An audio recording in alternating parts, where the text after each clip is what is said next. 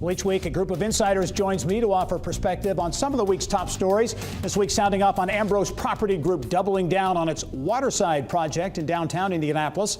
High Alpha spinning out its 10th company, and a former mayor to lead Christel House International. Our insiders this week are Beck Communications Group President Laura Beck, also Short Strategy Group Chairman and CEO Frank Short, and Harmless Consulting's Mike Harmless. And welcome one and all to another edition of the Insiders. Thank you. Top story this week, really, that broke toward the end of the week. Indocide, a Purdue-based, Purdue-launched company, if you will, 15 years ago or so.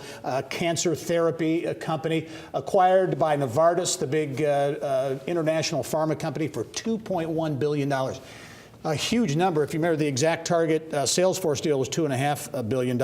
But to have a deal like that, Laura, what does it say about technology in Indiana? You know, the coasts tend to get all of the attention, but here's a $2+ billion deal right here in Indiana. Yeah, I think it definitely speaks to the strength of our tech sector here and the fact that there is so much happening in the heartland as opposed to on the coast. You hear about it all the time.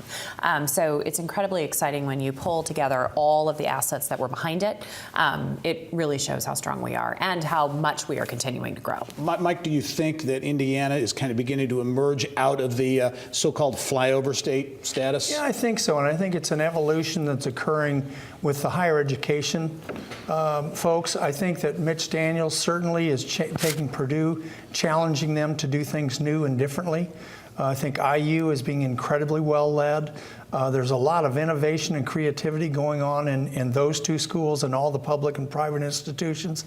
And I think the brain drain is turning into brain gain now in central Indiana. And part of that, too, stemming that brain drain is quality of life, quality of place projects. And one of them, Frank, a big one is Ambrose Properties, a big deal at the former GM stamping plant site. Initial plans, they said, hey, we're going to invest about $500 million. Now they're saying it's going to be more like $1.4 billion. Waterside, they're going to leverage the water, the river. It's quite an ambitious project. Yeah, and I think it's the kind of project that transforms a city. And the good news for us is we've had so many big projects down the line, but this just falls in the line. They're going to take the river, which has kind of been neglected for years, make that the highlight of it, connect those neighborhoods, the valley, the west side, to the rest of downtown. So downtown will extend another mile farther south.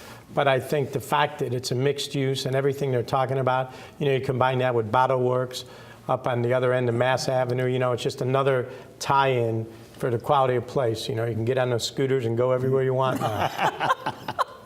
Well, I think when we think about the White River historically, we've often turned away from the river, and now we're seeing this development turn toward the river, and it's such a beautiful and sustainable asset that we have. So Frank mentioned the neighborhoods. You've also got the White River Vision Plan process that's also happening that is stretching to the north as well. All the way up to Noblesville. Yeah, really connecting everything in a really interesting and diverse way. And so it lends to some really exciting things that are happening there. Transformational, I think, gets overused these days, but I mean, I think this project, yeah, absolutely, especially as you look to the western part of downtown beginning to develop. Yeah, you do too, because you also have a great place. You've got the River West Great Place as well, and so that's part of the initiative to really focus on these various neighborhoods throughout the city, and they're one of them, and they're doing some really creative things as well. Yeah, and other cities in Indiana, South Bend did this years ago, focusing on their river running right through, the two rivers running right through there. Fort Wayne, Tom Henry started focusing on that several years ago, and I'm really glad that Indianapolis is really going to focus on the White River, because I think it's a huge underutilized asset. And you talk about momentum in the tech space. High Alpha, the venture studio, launched its 10th company this week. They received a $100 million infusion in capital earlier this year. PERC has raised $5 million, a tech company here in Indianapolis. So the money that has always been a challenge, still is a challenge, really beginning to flow a lot more in Indiana. Yeah, I think you're seeing a lot more activity, as Laura said, in the tech sector, that people are realizing, you know, quality of place. There's good people here. Mike talked about the brain gain instead of brain drain. It's all starting to pay off, and people are saying we could have a place here and still compete with the coast. You know, our air travel's gotten better.